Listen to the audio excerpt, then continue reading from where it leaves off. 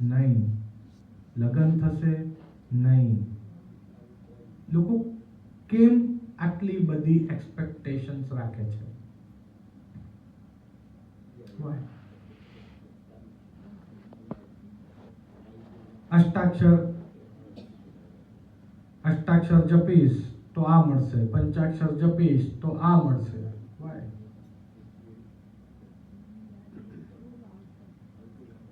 भगवान चाहिए तो ही ब्रह्म संबंध लो.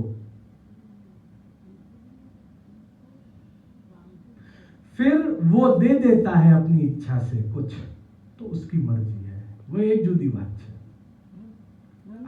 આપણે માંગવાનું નથી. હા, હવે આપ બોલો. ब्रह्म संबंध या जीव को वाम हित करके यमना. હાજી. વામ કેમ? કારણ કે વામ અંગ શુભ કહેવાય સ્ત્રીનું. એટલે એ જ્યારે ફરકે તો બ્રહ્મ સંબંધ જબ હો તયા જીવ કો તબ ही आपकी भुजा वाम फरके. આ પંક્તિ છે. બહુ સુંદર. યમુનાજીનું સ્મરણ બ્રહ્મ સંબંધ સમયે કરીએ, નિશ્ચિત કૃપા કરે. હવે સેવા માત્ર માટે બ્રહ્મ સંબંધ લેવાનું છે. 90% લોકોએ બ્રહ્મ સંબંધ લીધા પછી સેવા કરી નથી.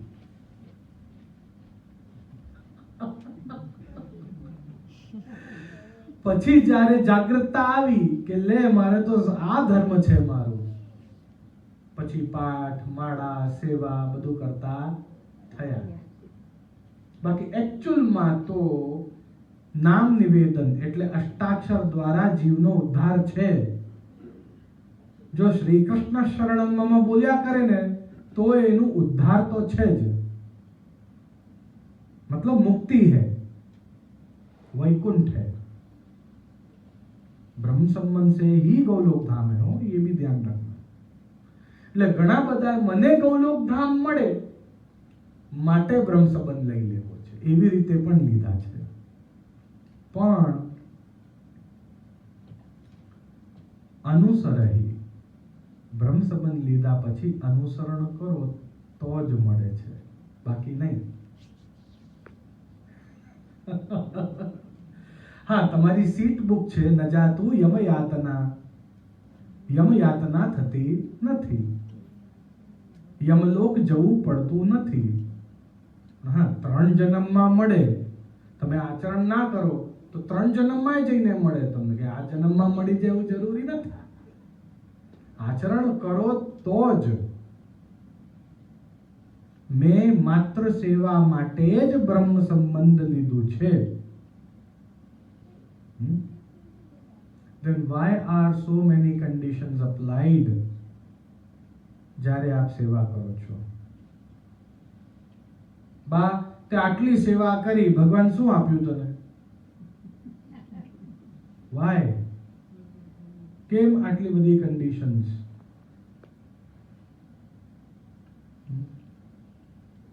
માં એના દીકરાને કહે છે મેં તારા માટે આટલું કર્યું. માં ક્યારે કહેતી નથી, માં ક્યારે ગણાવતી નથી. એટલી સામેથી તો નહીં જ.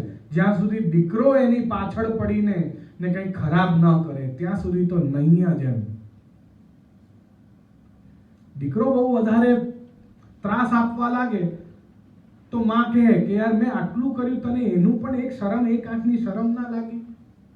એ જુદી વાત છે. પણ સામેથી માં ક્યારે ગણાવે નહીં. મારે એક આપને એક બીજો ક્વેશ્ચન બી છે આનાથી જ રિલેટેડ. મુખિયાજી ત્યાંથી ઝાંક્યા કે હું રેડી છું, પણ આ ક્વેશ્ચન આપને હોમવર્ક આપું છું.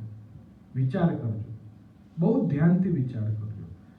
લૌકિક અને અલૌકિકમાં ભાઈ ભાઈ, ભાઈ બહેન, માં દીકરા, માં દીકરી, પિતા દીકરા, પિતા દીકરી, પતિ પત્ની, બોયફ્રેન્ડ ગર્લફ્રેન્ડ, મિત્ર મંડળ, સગા સંબંધી, આ બધું લૌકિક.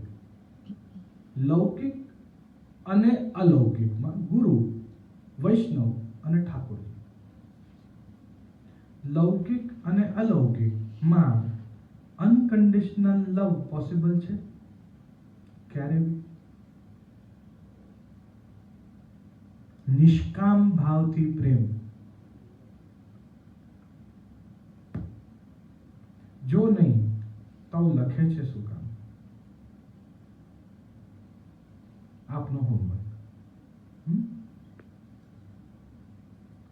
બ્રહ્મ સંબંધ શું કામ લેવાનો છે? માત્ર સેવા માટે.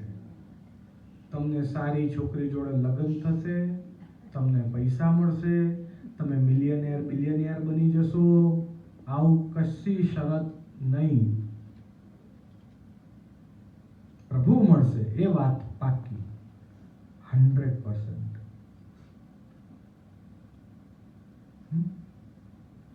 આ વાતનો જવાબ તો મેં આપ્યો. બીજા પ્રશ્નનો ઉત્તર આપ શોધી લેજો. કાલે આપણે આને ડિટેલમાં ડિસ્કસ કરીશું. આ બી એક રહસ્ય છે. निष्काम भाव थी प्रेम, जो लौकिक में भी बड़ा साथ बहुत सपोर्ट करेगा. अनकंडीशनल लव कोईनी जोड़े कराए कि नहीं, અને જો કરાય તો ક્યારે? પહેલા તો કરાય કે નહીં આ શોધજો.